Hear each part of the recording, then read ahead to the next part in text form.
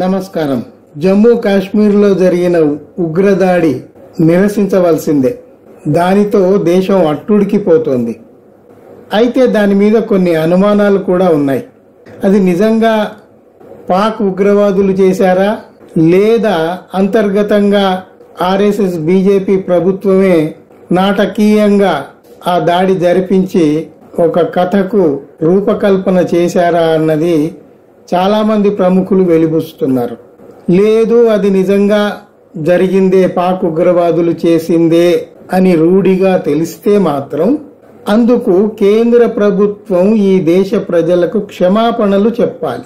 ఎందుకంటే security failure ఎవరిది? కేంద్ర ప్రభుత్వానిదే కదా. మేము ఈ టూరిస్టులను రక్షించలేకపోయాము, మా అసమర్థత వల్ల ఈ లోపం జరిగింది, ఈ దాడులు జరిగాయి అని దేశ ప్రజలకు క్షమాపణ చెప్పాలి. వారి తప్పిదాలను వారే ఒప్పుకుంటేనే ఈ దేశ ప్రజలు గౌరవిస్తారు. కప్పిపుచ్చుతూ మాయమాటలు చెబుతూ ఏవో కథలల్లుతూ ఉంటే వారి మీద విశ్వాసం కలగదు. గతంలో పుల్వామా లాంటి సంఘటనలు ఎన్నో జరిగాయి. మరి అది పట్టుకొని శిక్షించిన దాఖలాలు లేవు. ఇప్పుడు కూడా ఈ ఉగ్రవాదుల్ని పట్టుకొని ఎంతవరకు శిక్షిస్తారు అనేది చూద్దాం. సరే, ఆ విషయాలు అలా ఉండనీయండి. ఉగ్రవాదుల దాడి ఎప్పుడో ఒక్కసారి జరుగుతూ ఉంది గాని అంతర్గతంగా 10 ఏళ్లుగా దేశంలో ఇతర మతస్థుల మీద విపరీతమైన దాడులు జరుగుతూనే ఉన్నాయి కదా. రోజువారీ కృత్యం అయిపోయింది. శతాబ్దాలుగా మనువాదులు బౌద్ధాన్ని నాశనం చేయడానికి చాలా ప్రయత్నం చేశారు. అవన్నీ మనం మాట్లాడుకుంటూ వస్తూనే ఉన్నాం. ఈ ప్రభుత్వం అధికారంలోకి వచ్చిన గత 10 ఏళ్ల నుండి ఏవో అవి సాకులు ఈ సాకులు చెప్పి మొఘలు రాజులు క్రూరులు కాబట్టి మీరు ఇప్పుడున్న ఈ ముస్లింలను ద్వేషించండి అని సందేశం ఇవ్వటం ఏం సబబు? మనం ఎప్పటి పరిస్థితుల్ని అప్పటి వరకే చూడాలి. అప్పుడెప్పుడో పూర్వకాలంలో మనువాదులు మనుస్మృతిని రాసి పెట్టారని సమకాలీనంలో ఉన్న బ్రాహ్మణ సమాజాన్ని మనం ద్వేషించకూడదు, ద్వేషించలేం. అందరం మానవులు, సమాన స్థాయి గలవారము అన్న హృదయ ఔదార్యంతో మనం మెలగాలి. అయితే ఇప్పుడు ఈ అన్యమతస్థుల సమస్యను నేనెందుకు ఇక్కడ లేవనెత్తుతున్నానంటే, ఈ నెలలోనే 16 ఏప్రిల్ 2025న ముంబైలోని విల్లే పార్లే ప్రాంతంలో జైన మందిరం ఒకటి ఉంది. అది పార్శ్వనాథ మందిరం అని అంటారు. ఇది కాంబ్లీవాడిలో నేమీనాథ్ సహకార గృహ నిర్మాణ సంఘ ఆవరణలో ఉంది. ఇది ఇప్పుడు కొత్తగా కట్టిందేమీ కాదు. 30-40 ఏళ్లుగా అక్కడ ఉంది. జైనులు పెద్ద ఎత్తున ఆ మందిరాన్ని దర్శించుకుంటారు. వారి పూజా కార్యక్రమాలు వాళ్ళు నిర్వహించుకుంటున్నారు. బిఎంసి అంటే బృహన్ ముంబై మున్సిపల్ కార్పొరేషన్ వారు దుందుడుకు చర్యగా ఆ పార్శ్వనాథ మందిరాన్ని బుల్డోజర్ పెట్టి కూలగొట్టారు. మనకు తెలుసు, జైన ధర్మం వైజ్ఞానికమైంది, సంవేదనాశీలమైంది. యుద్ధం గాని ఉగ్రవాదం గాని జైన ధర్మం ప్రోత్సహించదు. అది ఎంతసేపటికి పర్యావరణ పరిరక్షణ, జీవుల సంరక్షణ గురించే మాట్లాడుతుంది. పరస్పరము సహజీవనం చేయటంలోని ఔన్నత్యం గురించి జైన ధర్మం మాట్లాడుతుంది. అదేం చెప్తుందంటే, ఒక జీవి మరొక జీవి మీద ఆధారపడి ఉంది అన్న సిద్ధాంతాన్ని అది చెప్తుంది. అతి సూక్ష్మమైన జీవహింసను కూడా జైన మతం ఒప్పుకోదు, వ్యతిరేకిస్తుంది. అలాంటి జైన మతానికి సంబంధించిన ఒక మందిరాన్ని మీరు కూలగొడతారా? అది కూడా ఎట్లా? కోర్టు స్టే ఆర్డర్ ఇచ్చింది. బిఎంసి వాళ్ళు బృహన్ ముంబై మున్సిపల్ కార్పొరేషన్ వారు ఆ మందిరానికి ఒక నోటీస్ జారీ చేస్తే వాళ్ళు కోర్టులో ఆ ఆలయం తరఫున వాళ్ళు కోర్టుకు వెళితే కోర్టు స్టే ఇచ్చింది. ఆగండి, దాని గురించి వివరాలు చూద్దాము అని. అయితే ఆ స్టే ఉండగానే బిఎంసి మున్సిపల్ కార్పొరేషన్ వాళ్ళు బుల్డోజర్ పెట్టి ఆ మందిరాన్ని కూలగొట్టారు. దానివల్ల ఏమిటి నష్టం అంటే మందిరమే కాదు, మందిరంలో ఉన్న వాళ్ళ గ్రంథాలన్నీ ధ్వంసమయ్యాయి. జైన మత గ్రంథాలన్నీ ధ్వంసమయ్యాయి. ఇప్పుడు మీకు అది అక్రమ కట్టడము అని అనిపిస్తే కూలగొట్టాలంటే దానికి ఒక ప్రాసెస్ ఉంటుంది. అయినా 30 ఏళ్లుగా అక్కడ ఉన్న కట్టడం ఇప్పుడు అక్రమ కట్టడం ఎట్లా అయింది? ఇన్ని ప్రభుత్వాలు మారాయి కదా. ఇవి కాకుండా ఇప్పుడు మహారాష్ట్రలో ఉన్న ప్రభుత్వమే ఆ మందిరానికి, ఆ జైన మందిరానికి మీరు రిపేర్లు చేసుకోవచ్చు అని అనుమతి ఇచ్చింది. ఆ జైన మందిరం వాళ్ళు రాష్ట్ర ప్రభుత్వాన్ని కోరితే రాష్ట్ర ప్రభుత్వం సరే అనుమతి ఇచ్చింది, మీరు రిపేర్లు చేసుకోండి అని. ఇది కొన్ని సంవత్సరాల కింది సంగతి. వాళ్ళు రిపేర్ చేసుకున్నారు, చక్కగా పునరుద్ధరించుకున్నారు, చక్కగా నిర్వహించుకుంటున్న సమయంలో కోర్టు స్టే ఆర్డర్ ఉన్నా కూడా జైన మందిరాన్ని బుల్డోజర్ పెట్టి కూలగొట్టడం ఏమి న్యాయం? అది పద్ధత? ఇవన్నీ కాకుండా ప్రార్థనా స్థలాలు కట్టడాలు గాని, ప్రార్థనా స్థలాల్లోని విగ్రహాలు, వాటి రూపాలు గాని ఏ మాత్రం మార్చకూడదు. వాటిని యథాతథంగా అదే స్థితిలో కొనసాగనివ్వాలి అని 1991లో మనకు ఒక చట్టం ఉంది. ఆ చట్టాన్ని ఇప్పుడున్న ఈ కేంద్ర ప్రభుత్వము పట్టించుకోకుండా బుల్డోజర్ పెట్టి ఎక్కడికక్కడ విధ్వంసం సృష్టిస్తోంది. ఇది ఒక తాజా ఉదాహరణ.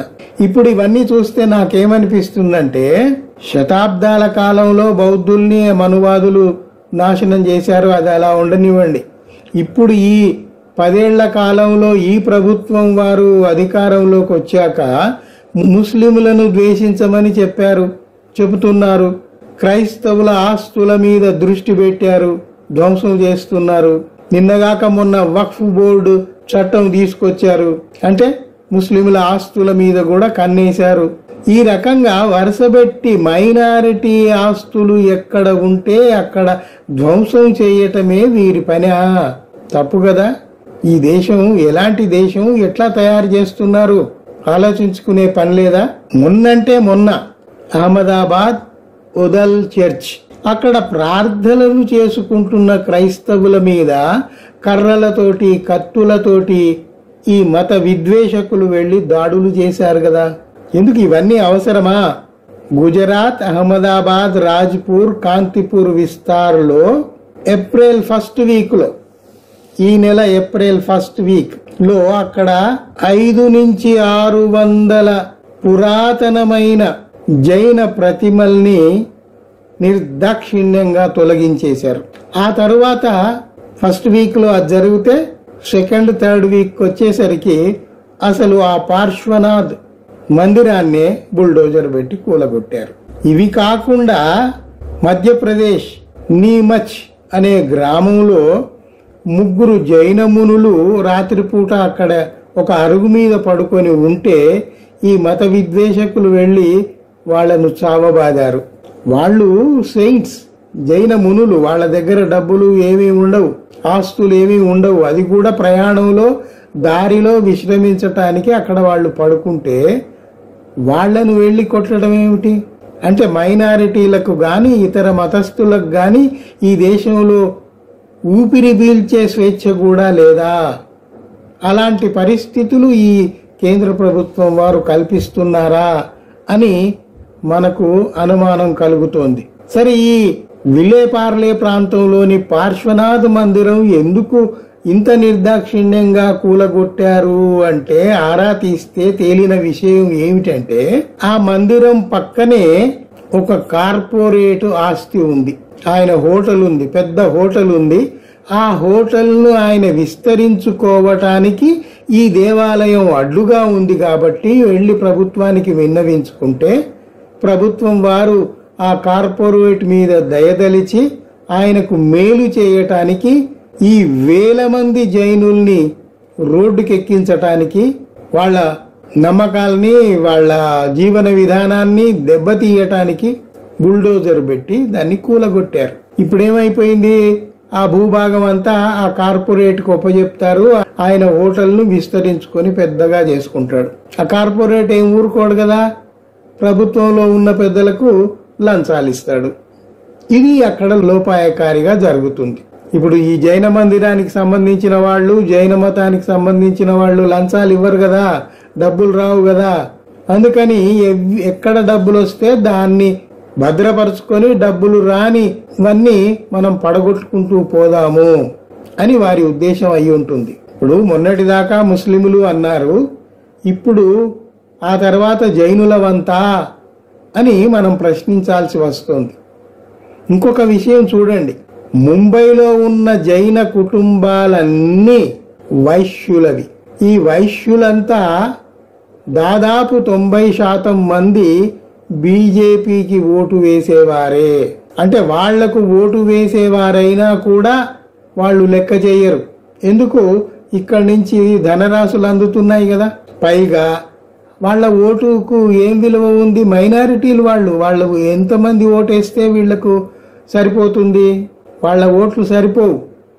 అందువల్ల మైనారిటీలను వేరు చేయటమే ఒక ఉద్దేశంగా పెట్టుకొని ఈ ప్రభుత్వం పనిచేస్తుంది. అందుకు తాజా ఉదాహరణ ఈ జైన మందిరాన్ని కూలగొట్టడము. అయితే ఈ మందిరం కూలగొట్టిన తర్వాత వేల సంఖ్యలో జైనులందరూ రోడ్డుకెక్కి నిరసనలు ప్రదర్శించారు. కోర్టు ఆర్డర్ తెచ్చుకున్నా, స్టే ఆర్డర్ తెచ్చుకున్నా దానికి విలువనివ్వకుండా ఇట్లా చేస్తారా అని ఆక్రోశించారు. దేశంలో ఇంత అరాచకం జరుగుతూ ఉంటే దీనికి సమాధానం చెప్పేవాళ్లే లేరు. ఎంతసేపటికి ఆ పాకిస్తాన్ ఏదో చేసింది, దానివల్ల మనకు ఈ నష్టం ఉంది, చైనా ఏదో చేసింది. చైనా ఏదో చేస్తే, చైనా అంత భూభాగం ఆక్రమిస్తే పోయి వాళ్లతో మాట్లాడి ఒప్పందాలు చేసుకొని ఆ భూభాగాన్ని వెనక్కి తేవచ్చు కదా. అంత తెలివి ఉంటే, అంత తెలివితేటలు ఉంటే గనక పాక్ ఆక్రమించిన కాశ్మీర్ ఏదైతే ఉందో దాని గురించి చర్చలు చేసి వాళ్లను ఒప్పించి మీరేమైనా సాధించవచ్చు కదా. ఎంతసేపటికి ద్వేషమేనా? ద్వేషం ఎప్పటికీ పరిష్కారం కాదు. ఆ ద్వేషం మన పక్కవాడి మీదైనా, పక్క మతస్థుడి మీదైనా, పక్క దేశం వాడి మీదైనా, ఎక్కడైనా ద్వేషం పనికి రాదంటే పనికి రాదు. సహృదయత, ప్రేమ, ఆప్యాయతలే పనికొస్తాయి. యుద్ధం ఎప్పుడూ పరిష్కారం కాదు, శాంతియే పరిష్కారం. నాకు తోచిన విషయాలు మీ ముందు పెడుతున్నాను. దయచేసి వీటి గురించి మీరు కూడా బాగా ఆలోచిస్తారని అనుకుంటున్నాను. ప్రస్తుతానికి సెలవు. మళ్ళీ మరొక విషయం గురించి మళ్ళీ మాట్లాడదాం. Thank you for hearing.